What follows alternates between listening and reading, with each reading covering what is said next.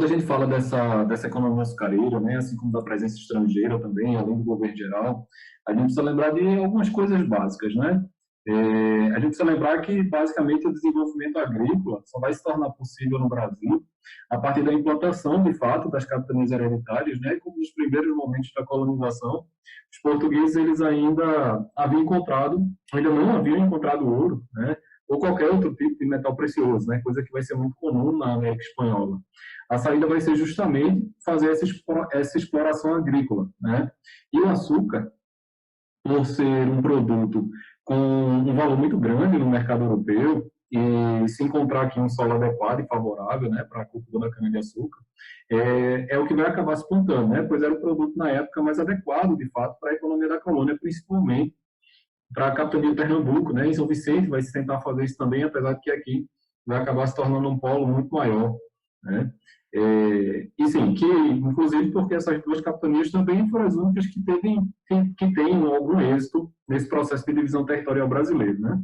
A própria cultura da cana-de-açúcar vai se desenvolver na zona costeira, né? É muito mais comum no litoral do Nordeste, principalmente nos territórios que a gente tem hoje, que são o da Bahia e o de Pernambuco.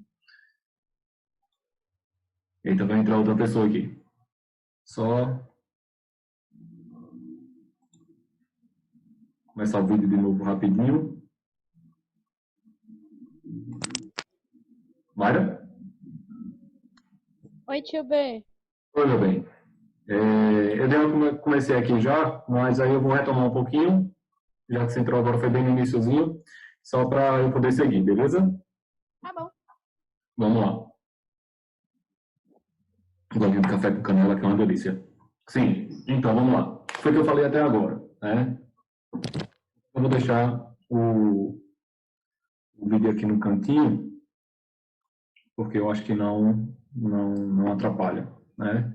Mas então, basicamente, eu estava falando até agora sobre o fato de que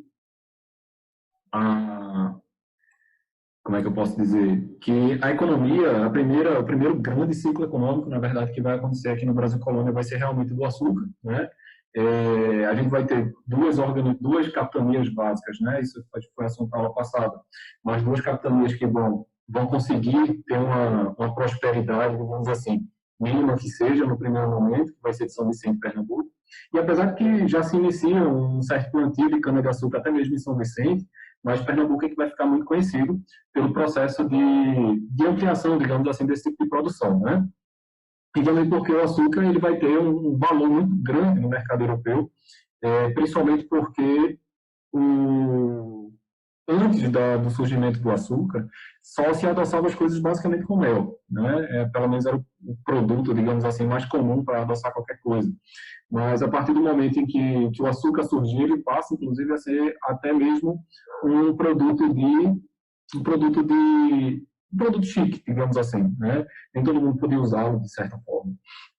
E a partir do momento em que isso foi estabelecido, então automaticamente se encontrou aqui uma fonte de renda, já que metais preciosos não haviam sido encontrados no primeiro momento aqui no território brasileiro, né? Diferente do que vai ocorrer nas áreas de colonização espanhola, onde já existem civilizações, de fato, que já fazem uso de metais preciosos, que vai ser muito mais fácil de se encontrar, né? Já quando a gente fala, tá aqui, não, isso não vai ser encontrado, vai demorar um pouquinho para o ciclo ouro-diamantífero começar, né? Ou o ciclo minerador, como também é chamado, né?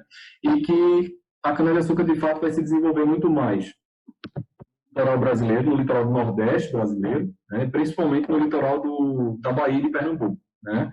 Onde ali vai se consolidar o processo de colonização portuguesa, e principalmente por conta do clima e do solo, que vão facilitar muito o processo de plantio mais intenso, né, do açúcar, né? As principais características de um engenho que a gente encontra nessa época vão ser uma casa-bonde local, onde vai residir o proprietário, né, e sua família, a senzala, que vai servir de alojamento para os escravos, e uma capela destinada aos encontros religiosos, né?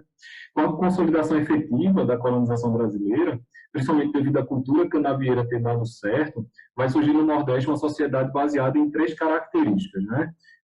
Fundamentada no latifúndio, na escravidão e no patriarcalismo, né? A monocultura, obviamente, vai ser uma característica também, mas o patriarcalismo vai ser muito presente nessa nossa sociedade, né?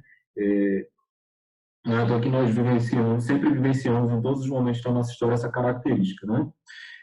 O latifúndio vai ser uma dessas características porque as propriedades vão ser de grandes extensões de terra, de fato, e que lá tanto se plantava, tanto se plantava cana, né, quanto se produziu açúcar, né? E a posição social e o poder de certos indivíduos, nesse momento, praticamente vai depender das posses dessas grandes extensões de terra, né, esses latifúndios. Muito diferente das colonizações de povoamento, que vão se utilizar da pequena propriedade rural, né, e vão ser policultoras, vão contar mais de uma coisa, enfim, e que não vai ter a intenção de exportar, mas sim de desenvolver uma espécie de mercado interno, né? Aqui no Brasil, não. Como aqui no Brasil é uma colonização de exploração, ela se dá praticamente quase que totalmente, digamos assim, para suprir o mercado, a demanda do mercado externo, né? A demanda da metrópole, mais especificamente. Ela vai ser escravocrata, né? Porque a sobrevivência dos proprietários era à custa dos escravos, assim como sem enriquecimento também. E basicamente só o escravo trabalha, né? Apesar de que vai existir uma grande camada de, não grande não, né? Mas uma camada de colonos pobres que vão produzir também para sua própria subsistência, claro. Mas o grosso da produção colonial, assim como durante o período imperial também, vai ser por parte da mão de obra escrava, certo? Era uma sociedade extremamente patriarcalista, como a gente já falou, né? Ou seja, a autoridade absoluta sobre todos os membros da família e de todos os escravos, basicamente, todos os indivíduos escravizados era do chefe, né? Do pai da família propriamente dita, né? Sim. Os engenhos, de uma forma geral, os engenhos não, né? Mas essa produção que vai se dar nesse momento no Brasil, ela vai se fundamentar em algumas coisas, algumas características que são muito diretas, na verdade, no que diz respeito à relação com a metrópole, né? Então, assim, vai plantar o quê? A gente vai plantar só açúcar? Não, não vai plantar só açúcar, mas é o principal produto que vai ser gerado aqui no primeiro momento, né? De fato, a pecuária vai existir, a pecuária possui uma pequena diferença em relação à produção às produções agrícolas, por quê? Porque enquanto na agricultura a mão de obra escrava é predominante, já na pecuária a mão de obra livre é predominante, certo? Até porque, num primeiro momento, o gado é criado muito solto, né? E se a mão de obra escravizada, se o indivíduo escravizado fosse comum nesse tipo de trabalho, muito provavelmente isso facilitaria enormemente o processo de fuga, né? Coisa que os senhores não desejavam na época. Até mesmo quando a gente fala dos grupos bandeirantes, um pouco mais para frente, vai ter uma aula mais especificamente sobre isso, mas quando a gente fala sobre os bandeirantes mais especificamente, muitos grupos bandeirantes avançavam para o interior com uma certa quantidade de gado, até porque esse gado é que iria abastecer em boa parte essas expedições, certo? Nem sempre se encontrava do que se abastecer mais especificamente, né? A mandioca, ela vai ser muito produzida no Brasil e, inclusive, vai se tentar até mesmo se estabelecer uma lei durante o processo de independência no Brasil, né? A mandioca era conhecida como o pão do escravo, né? Muito do que ele consumia vinha daí, né? Essa lei mais para frente que vai tentar se estabelecer, coisa que não vai dar certo, né? Os grandes produtores não vão, os donos das terras e de escravos não vão aceitar, é que toda terra, toda fazenda, toda grande fazenda precisava separar uma parte de seu território só para produzir mandioca necessariamente, seria estabelecido pelo Estado brasileiro, né? Mas não deu muito certo, né? Assim como o fumo e o aguardente também vão ser muito produzidos e muito consumidos, né? Extremamente consumidos aqui no Brasil. O aguardente principalmente na falta de bebidas mais, como é que eu posso dizer, mais requintadas, digamos assim, né, que era mais comum na Europa, no lugar do vinho, por exemplo, passou a se produzir uma bebida local, né, a cachaça mais especificamente, e ela passou a ser tão valorizada que servia até como moeda de troca em relação a alguns produtos, certo? Mas, enfim, né, continuando aqui, é interessante, é preciso que a gente fale também sobre a presença do escravo, do indivíduo negro, na verdade, na sociedade brasileira, certo? Toda vez que a gente vê uma pintura, quer dizer, uma foto, não tem nada a ver, toda vez que a gente vê uma pintura da época, a gente sempre vê a mão de obra negra predominante, né? E com a chegada dos primeiros indivíduos escravizados na África, na América Portuguesa, mais especificamente, que isso acontece ainda no início da colonização, né? A gente tem que, ali no início do século XVII, mais ou menos, o número de indivíduos negros, de indivíduos escravizados, supera em muito o número de pessoas brancas, né? De colonizadores, de descendentes de indivíduos metropolitanos. E no próprio continente africano, esses indivíduos eram muitas vezes negociados e trocados por uma série de produtos, do próprio fumo, a cachaça, como já falei, né? Instrumentos de metais diversos, enfim, né? E depois eles eram marcados como gado mesmo, né? E trancafiados nos navios negreiros, os famosos tumbeiros, né? Que eram tumba para muita gente, e eram finalmente enviados ao continente americano, né? Quando chegavam aqui no Brasil, eles eram vendidos como indivíduos que eram vendidos como mercadorias, de fato. Isso nos portos da Bahia, de Pernambuco e do Rio de Janeiro, né, principalmente. Os primeiros indivíduos escravizados enviados para o Brasil acabam sendo usados como escravos nas plantações de açúcar, né? Posteriormente na mineração e posteriormente também nas lavouras de café. O café acaba tendo uma espécie de auge assim ali durante o período imperial, principalmente entre as regências e o segundo reinado. A gente sempre confunde muito, achando que existe um ciclo do café durante a colonização, mas isso não é verdade, tá? A gente tem um ciclo, digamos assim, no Brasil pré-colonial, a gente tem a produção do pau-brasil, né? A produção não, a extração, né? Uma atividade predatória. Na colônia nós temos o ciclo do açúcar, temos o ciclo auro-diamantífero e durante um curto período de tempo nós temos até mesmo a extração das drogas do sertão, tá? Mas ciclo do café de fato é posterior ao processo de independência. E aí, principalmente por se tratar, né, voltando para a questão do indivíduo escravizado, por se tratar de uma mercadoria, o indivíduo africano ele não era considerado uma pessoa, né? Ele estava sujeito aos mais variados abusos por parte de seu dono, né? Inclusive tem um filme muito legal, não sei se todo mundo aqui já assistiu, mas tem um filme muito legal que fala um pouco sobre isso, apesar de não ser no Brasil, aqui no Brasil também tem filmes muito interessantes, né? Tem aquele filme Django Livre, muito legal, apesar de toda a doideira de Tarantino, que é o diretor, né? Além de alguns outros. Enfim, né? E aí podia fazer o que bem entender com ele, né? A introdução do negro nas terras brasileiras vai ser, assim, a gente fala de vai ser de fundamental importância, mas no sentido de como se deu, não no sentido ideal, obviamente, né? Porque a introdução de um indivíduo, da escravização de um indivíduo não é ideal em canto nenhum, na verdade, né? Mas teria sido fundamental para o processo de formação do Brasil, da forma como se deu, né? Do contato que todos os povos tiveram ao longo da colonização, juntamente com os povos nativos, né? E que isso acabou gerando um longo processo de mestiçagem. Só que muito diferente do que muita gente considera de maneira positiva esse processo de mestiçagem, mas que, na verdade, esse processo de mestiçagem não foi nada pacífico, não foi nada respeitoso com nenhum dos povos que foram submetidos à vontade do colonizador europeu, obviamente, né? Nós temos os povos africanos sendo escravizados e marcados como gado, assim como tivemos os povos nativos destruídos as culturas nativas, em boa parte destruídas pela presença do colonizador, certo?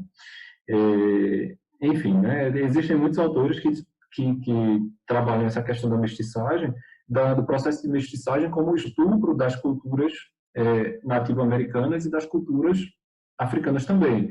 E não só no sentido, como é que eu posso dizer? Meu Deus, esqueci a palavra. Mas ao contrário de literal. Qual é o nome, meu Deus? Esqueci, mas enfim. Mas não só das culturas, mas literalmente também isso vai ocorrer, né?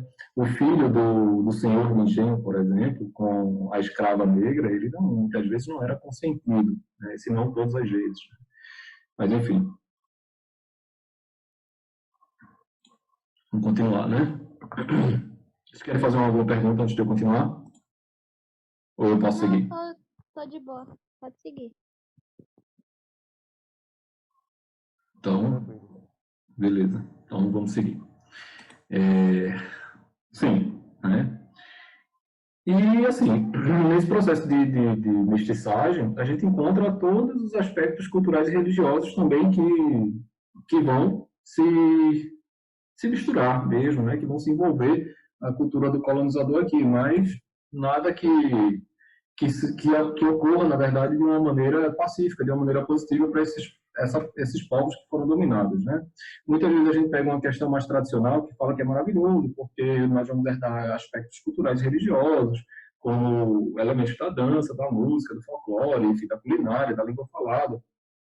Mas mesmo que a gente fale da existência, por exemplo, de religiões de matriz africana aqui no Brasil, como o Umbanda, o Candomblé, enfim, a gente precisa lembrar que mesmo essas religiões não são consideradas oficialmente religiões. Então, não se deu necessariamente num processo de aceitação, né? Mas, na verdade, no processo, essas características se mantiveram muito mais como um processo de resistência do que de aceitação por parte daquela sociedade patriarcal colonizadora, certo? Até hoje, na verdade, né? A sociedade brasileira, infelizmente, é extremamente preconceituosa com muita coisa que não venha do branco europeu especificamente, né? Todos os Estados Unidos, que, enfim. Mas, enfim, falando sobre os governos gerais, né, saindo um pouco dessa questão do açúcar, que é uma questão bem direta, né? Inclusive, eu sempre falo sobre uma característicazinha, né, que a gente sempre lembrar de, como é que eu posso dizer, sempre lembrar das características Ô, da tio economia B, açucareira. Oi.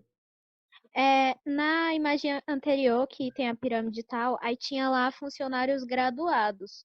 Mas é graduados em que sentido? No sentido de ter, de fato, uma formação superior? Sim, sim. Agora, esses funcionários graduados, eles vêm da Europa, né? Ah, tá certo. Porque aqui no Entendi. Brasil, nesse primeiro momento da colônia, não vai existir É, nada semelhante a uma universidade ainda.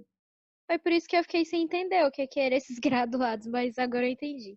Ah, não, nada daqui, na verdade, né? Na verdade, Tá quando certo. Portugal inicia o processo das grandes navegações, a gente já tem a a Universidade do Porto, né? Que ela se direciona muito para a formação administrativa dos indivíduos e aqueles mesmos que vão estudar, como é que eu posso dizer, técnicas de navegação mais avançada, entende? Mas aqui no Brasil realmente não tem, certo? Mas, ó, no chat aí eu estou mandando uma sigla, né? E aí, basicamente, o que é essa sigla, né? Para quem já acompanhou minhas aulas sabe que isso aí o acrônimo disso aí, digamos, é muito simples e direto para resumir a produção durante o Brasil Colônia, né? A gente tem o MEL, que é o MEL aí, é uma sociedade monocultora, escrevi certo, meu Deus, escrevi, monocultora, escravocrata, exportadora e latifundiária. Essas são basicamente as características da produção aqui no Brasil, certo? Inclusive do plantation, certo? O plantation, que é o tipo de produção agrícola que vai ser implantado aqui. Plantation esse que existe até hoje, com a exceção de que oficialmente a característica da escravidão não existe mais, né? Mas apenas oficialmente, porque volta e meia se encontra alguma área rural com a galera vivendo num regime de semi-escravidão, certo? Mas então, continuando aí, indo para a parte do governo geral, né, é, como as capitanias hereditárias não surgem o efeito esperado por parte do governo português, e de certa forma os pequenos núcleos de povoamento não traziam nenhuma segurança para a colônia, vai existir um objetivo, obviamente, de povoar, de fato, as terras do Brasil, que no entender do monarca, né, da coroa portuguesa, faltava bastante nessas capitanias. Ai, meu Deus, travou aqui. Minha voz está chegando para vocês?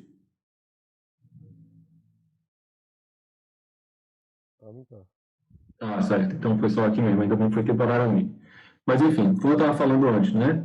Faltava nessas capitanias uma autoridade que pudesse, de forma mais presente, coordenar as ações do Estado nos esforços da colonização, né? E o sistema de governo geral, o sistema do governo geral, na verdade, de certa forma, trazia para a colônia a autoridade do rei. Então, vai ficar estabelecido assim, né?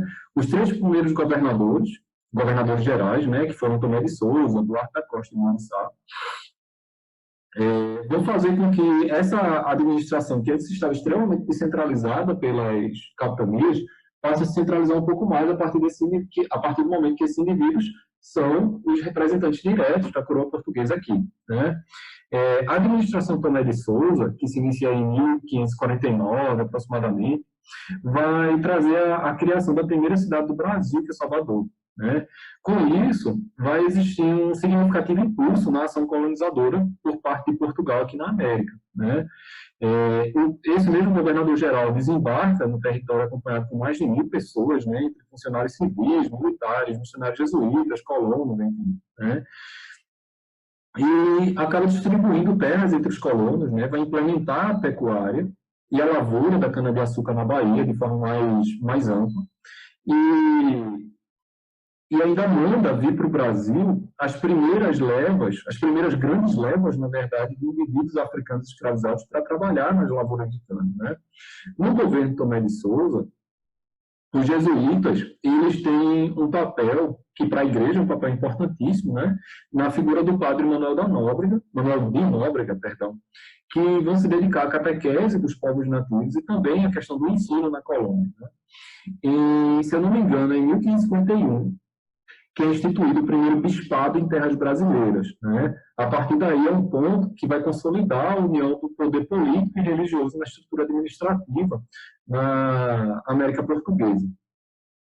Duarte da Costa, né, que é o segundo governador-geral, vai assumir a administração aí entre 1553 e 1557, 58, aproximadamente, certo? A administração dele vai ser marcada por uma série de embates entre os colonos e jesuítas. Os jesuítas queriam impedir a escravização dos povos nativos, e aí entram em choque com os colonos, certo? Entre o primeiro bispo, né, que é Fernando Sardinha, e o filho de Duarte da Costa, Dom Álvaro, acaba ocorrendo um incidente de consequências muito drásticas para o bispo, né? A censura do bispo vai afetar o filho do governador, que criticava a agressividade e os maus costumes de Dom Álvaro, que é o filho de Duarte da Costa, né? Que vai acabar sendo chamado a Lisboa, né? O bispo vai ser chamado a Lisboa, num barco que acaba naufragando, né? Ele ainda consegue se salvar, mas ele é capturado e devorado pelos índios caetés. Não sei se vocês já ouviram essa história do bispo Sardinha.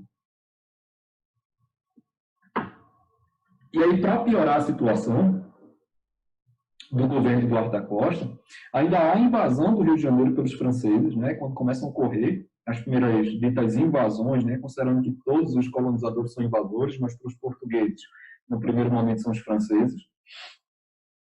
Sim, eles invadem o Rio de Janeiro e estabelecem ali em 1555, mais ou menos, um povoado, né, um povoamento, digamos assim, que vão chamar de França Antártica, certo? Fora ainda que nesse governo vai haver a fundação do Colégio São Paulo, que vai se dar em janeiro, se eu não me engano, de 1554, um ano antes aí das invasões francesas.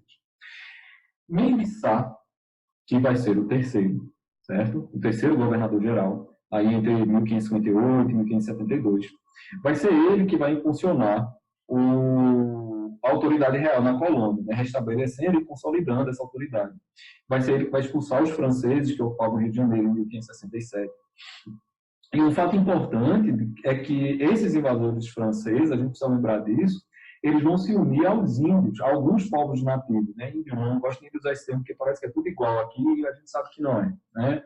E os franceses vão estabelecer uma relação cordial, né? E inflava cada vez mais esses povos nativos contra os portugueses, né?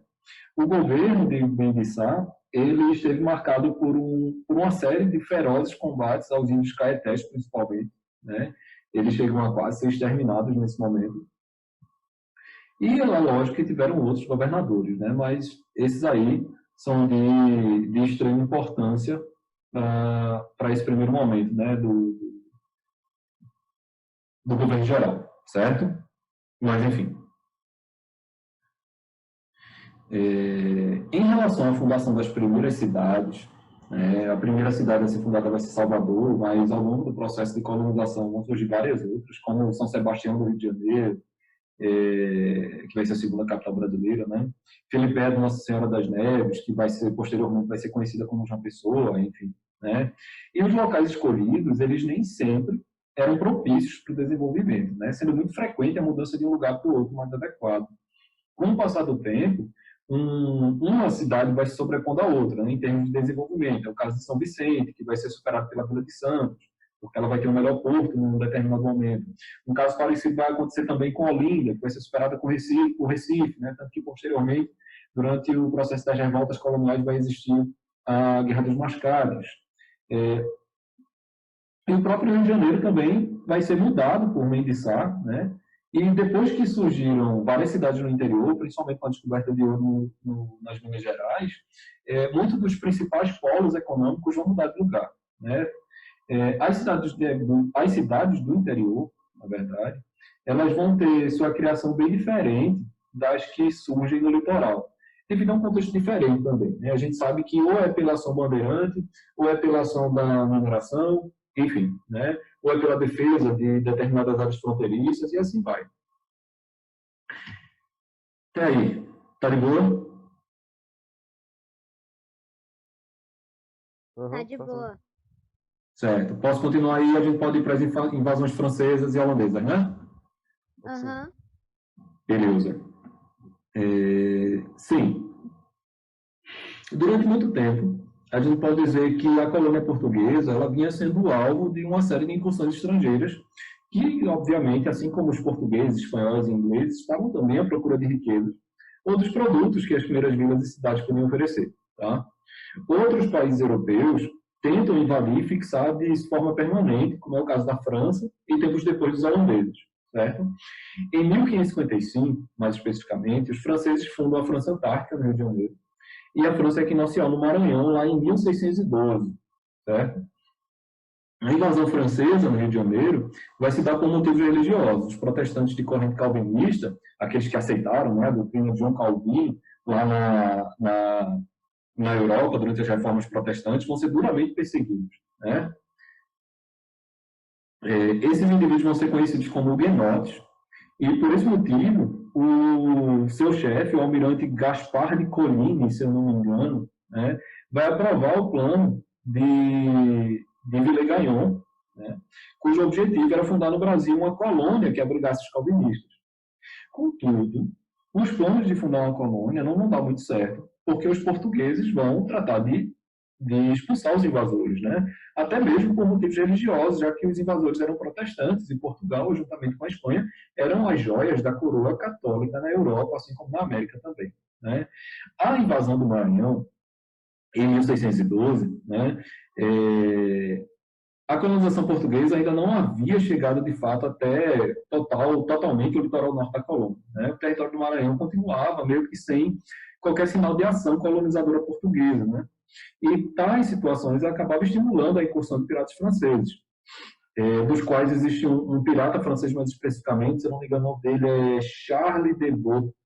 Esse Charles de Vaux acaba voltando para a França, né, com a ideia de fundar no Maranhão a colônia francesa, chamada de França Equinocial, de fato, né? E com a ajuda de uma série de nobres franceses, acaba sendo mandado para o Brasil uma expedição com 3 navios que atingem o litoral e fundam a cidade de São Luís em 1612. Né? Posteriormente, eles vão ser expulsos também, mas a cidade mantém o seu nome até hoje, certo? Aqui a gente tem um mapinha para a gente se situar melhor, tá? No passado do Tratado de Tordesilhas, apenas uma pequena parte do território vai ser realmente, uma pequena parte do litoral que vai ser povoado, certo? Demora um pouco para as ações bandeirantes começarem a agir, certo? Em relação ao domínio holandês, né, a gente pode considerar que o ano em que a Holanda invade o Brasil, o Brasil já vai estar vivenciando a União Ibérica, certo? No momento em que Portugal não tem um monarca e ele acaba sendo fundido à coroa espanhola. E a Holanda proclama sua independência da Espanha. Né? Nesse contexto, o governo espanhol vai decretar o fechamento dos portos do Brasil e de Portugal aos navios e comerciantes holandeses. Isso vai prejudicar o comércio e produção do açúcar brasileiro, que vinha financiando, na verdade, toda a economia portuguesa. Né? E como tinham sido prejudicados com o fechamento dos portos brasileiros, e portugueses também, os próprios comerciantes flamengos, os comerciantes holandeses, eles buscavam estratégias para retomar o lucrativo comércio do açúcar do Brasil. A capitania da Bahia, que vai ser o primeiro objetivo, mais precisamente todo aquele recôncavo baiano ali, mas os preparativos da invasão acabam sendo descobertos por espiões da coroa espanhola, que mandou avisar o governo da Bahia, né? Mesmo assim, os holandeses efetivam esse objetivo e seus navios chegam ali em 1624, mais ou menos em maio de 1624, e tem um poderio militar que assustou muito os que viviam na região, né? Eles tomam a cidade de Salvador, prendem o governador, se eu não me engano, o nome do governador era Diogo de Mendonça, e quem assume o governo, né, em nome dos conquistadores holandeses, vai ser Johan van Gogh. Né? Não vai ser Nassau é aqui em Pernambuco, em outro momento. Né? Mas, enfim, a reação espanhola, porém, vai ser imediata, certo? E o próprio governo espanhol vai tratar de organizar forças contra os holandeses. Vão organizar uma esquadra que fica conhecida como a Jornada dos Vassalos. Né? Essa esquadra vai ser composta de 70 navios e 12 mil homens, aproximadamente, certo? E no comando, a gente tem um cara chamado Toledo Osório, e quando ele tem sua esquadra aportando na Bahia, em 1625,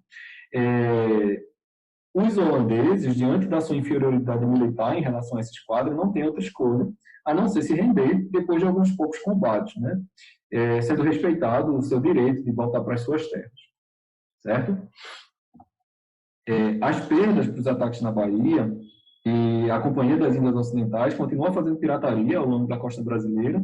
Depois, principalmente evitarem combate com as tropas espanholas, elas seguem para Paraíba, mas acabam sendo expulsos pelas forças portuguesas, certo? Apesar de que isso não faz com que os holandeses desistam do comércio da Companhia das Índias no Brasil. E em 1630, chegam ao litoral de Pernambuco com a esquadra da Companhia das Índias, que vai ser composta ali de pouco mais de 60 navios, mais de 1.100 canhões e aproximadamente ali um contingente de 100 mil homens. De 7 mil homens, 100 mil homens não, perdão. Certo? Mais de 7 mil homens. O objetivo agora era invadir o maior polo açucareiro do Nordeste, que era Pernambuco, né? E eles acabam conseguindo tomar, além de Recife, sob o comando de Diederik, se eu não me engano era o nome do general holandês dessa época, e as suas tropas desembarcam na praia de Pau Amarelo, especificamente, né? E avançam em direção a Olinda, que acaba sendo tomada depois de muita resistência, né? O fato é que os holandeses eles conseguem êxito na invasão, certo? Contra Pernambuco, depois da traição de Domingos Fernandes Calabar, e com isso acaba sendo implantado o governo holandês e toda a máquina administrativa da Companhia das Índias, que se torna de fato mais efetiva com a vinda do Conde Maurício de Nassau, certo? A vinda dele ali em 1637 aproximadamente. E foi ele quem garantiu o desenvolvimento do comércio com as políticas de incentivos aos donos de engenho, criando condições para ampliar a produção açucareira. Ele vai realizar também uma série de obras que vai revitalizar a cidade do Recife, né? Vai criar um aparato necessário de uma cidade mesmo, de uma metrópole em desenvolvimento naquele momento. A saída de Nassau da Companhia das Índias em 1644, né? Com essa saída, outros administradores não trazem os mesmos feitos do Nassau, né? A companhia acaba entrando em crise aqui, e depois de uma série de lutas contra os portugueses, que tomam o controle de Pernambuco, e os holandeses são definitivamente expulsos, né? Principalmente aí nessa batalha das Tabocas e de Guararapes, certo? E aí tem uma coisa muito interessante quando a gente fala sobre a presença holandesa aqui, porque a gente tem que a colonização que nós recebemos é uma colonização de exploração, né? Só que com o governo de Nassau, o que acontece?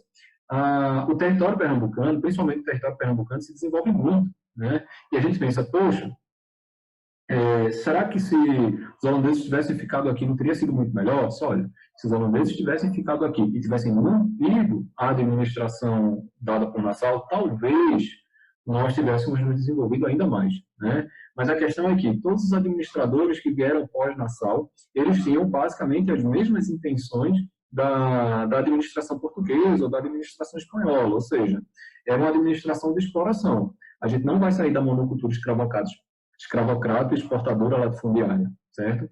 Então, por mais que se tivesse se desenvolvido bastante em algumas regiões, nas áreas dominadas pelos holandeses, principalmente a cidade de Recife, né?